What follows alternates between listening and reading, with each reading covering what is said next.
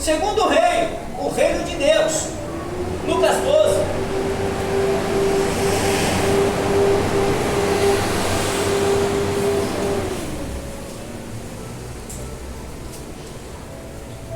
Lucas 12, versículo 32 ao 34, que diz assim, ó: não temais, ó pequeno rebanho, porque vosso Pai se agradou em dar-vos o reino.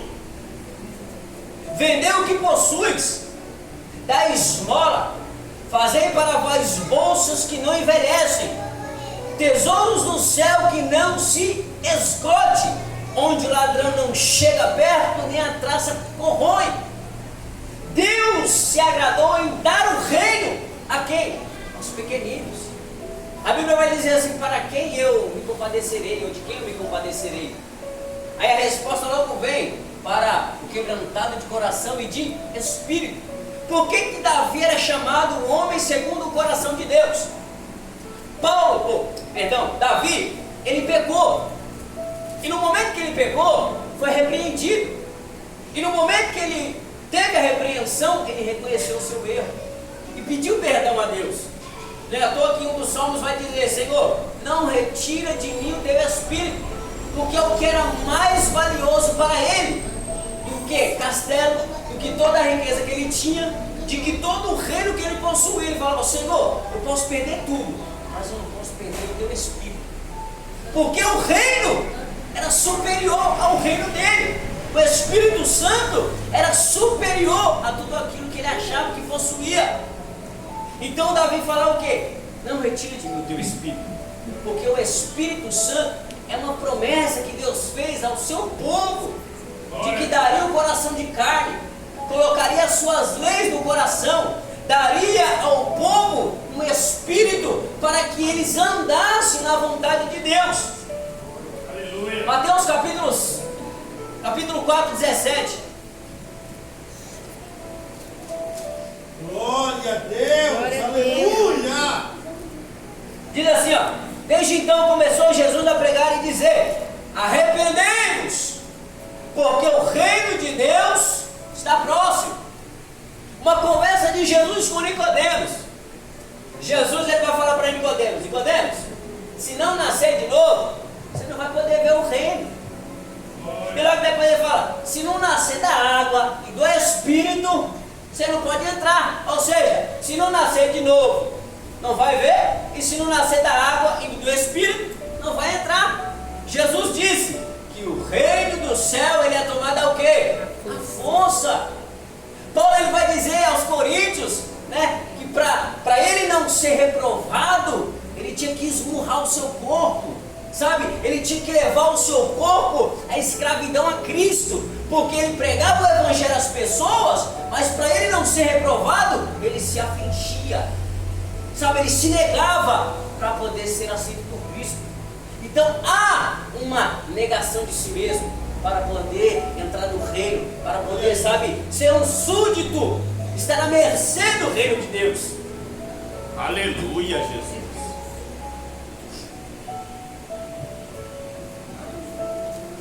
Marcos 1,15 diz: o tempo se cumpriu e o reino de Deus se aproxima, arrependei-vos. Ou seja, Jesus anunciou o arrependimento para entrar no reino. João Batista anunciou o arrependimento para entrar no reino. Os discípulos anunciou o arrependimento para entrar no reino. Ou seja, sem arrependimento ninguém entra no reino. Sem mudança de comportamento ninguém vai para o reino, ninguém fica à mercê do reino, porque não adianta. Jesus disse que o reino dividido sobre si mesmo não prospera.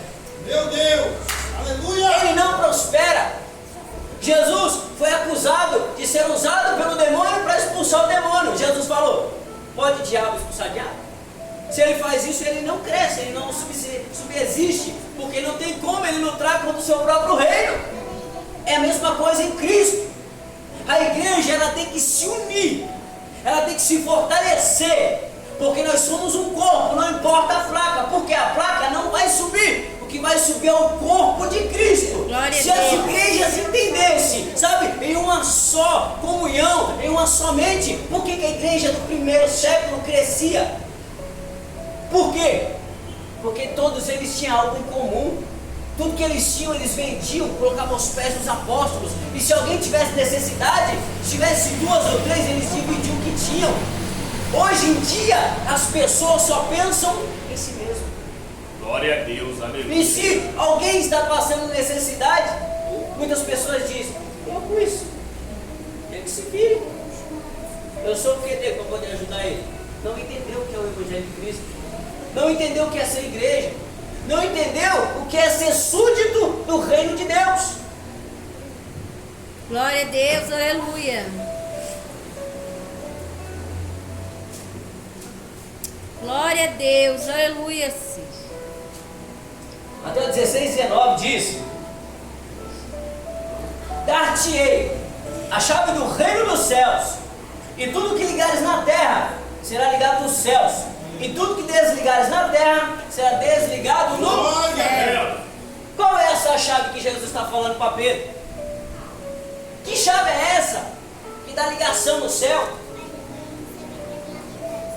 Jesus disse: eu vou para o Pai, mas vocês não vão ficar sozinhos. Eu enviarei um Consolador, para que eles vos ensinem. Ele vai te guiar, vai te instruir, vai fazer você lembrar de todas as coisas que eu vos tenho dito. Falou aos seus discípulos. Jesus falou que o Espírito Santo vai ouvir dele e trazer para nós. O Espírito Santo, ele vai glorificar a Deus. Exemplo, para a gente entender. Eu não sou contra o movimento, desde que ele seja manifesto através de uma ministração fervorosa. É o Espírito Santo que conduz, é o Espírito Santo que direciona. Me diz, que glória Jesus está tendo quando todo mundo está rodando dentro da igreja? Qual é a glória que Jesus está tendo? Quem está de fora, que não é crente, olha isso. Como que essas pessoas vão glorificar a Deus? Como que a glória, as pessoas vão levar a Cristo? As pessoas que não conhecem vão falar: tudo bando de doido. Como é que você entra numa igreja e está todo mundo rodando, falando em língua estranha? O que Paulo fala sobre a língua estranha? Que ele prefere que todos profetizam, porque assim todo mundo vai entender. Porque se alguém chega, deu um exemplo aqui que eu dei, chega alguém de fora e vê todo mundo falando em língua estranha, o que eles vão entender? Nada. O reino de Deus, ele é prudente. O reino de Deus tem ordem e tem decência. O reino de Deus não é bagunçado como o reino de Satanás. O reino de Satanás, ele vive sobre jugo. Ele vive sobre, opressão. O reino de Deus não. A Bíblia diz que onde o Espírito de Deus está, ali a liberdade. Aleluia. Mas Paulo, ele diz: não use da liberdade de vocês para viver pecando. Ela tem um limite. Se nós não lermos a Bíblia, nós não vamos compreender isso. Aleluia. Se nós não lermos a palavra de Deus, nós não vamos compreender o que ela diz para nós. Como que devemos nos comportar, como que devemos expor esse reino que está dentro de nós, porque é o domínio de Deus sobre as nossas vidas. Glória a Deus. Glória a Deus, aleluia. Um exemplo de reino. Lá em 1 Samuel, nós vamos ter capítulo 8, versículo 5. Deus estava reinando sobre o povo de Israel. Deus tinha total domínio e controle sobre o povo de Israel. Mas o povo de Israel viu que Samuel envelheceu e os seus filhos não estavam dando os seus caminhos. E o povo olhou para as nações e viu que todas as nações tinham um rei que o dominava. Versículo 5 diz assim, e lhe disseram: eis que tu envelheceste, e teus filhos não andam em teus caminhos.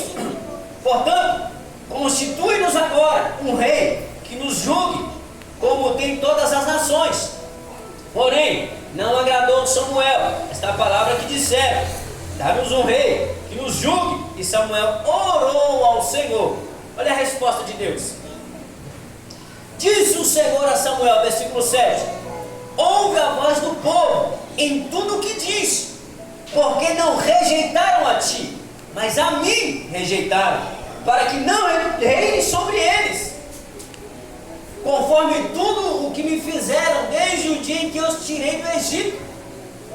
Deus tirou o povo de Israel com mão forte do Egito, levou o povo para o deserto. E Deus, para conhecer o coração do povo, Deus sabia, mas Deus queria prová-los. Deus queria tirar o Egito de dentro deles, mas mesmo eles, no deserto do Egito, nunca saiu de dentro deles. Deus fala para o povo, para Moisés assim: ó, Moisés, sobe que esse povo aí, que eu não vou subir com esse povo não, porque esse povo é um povo, sabe, duro de coração, de dura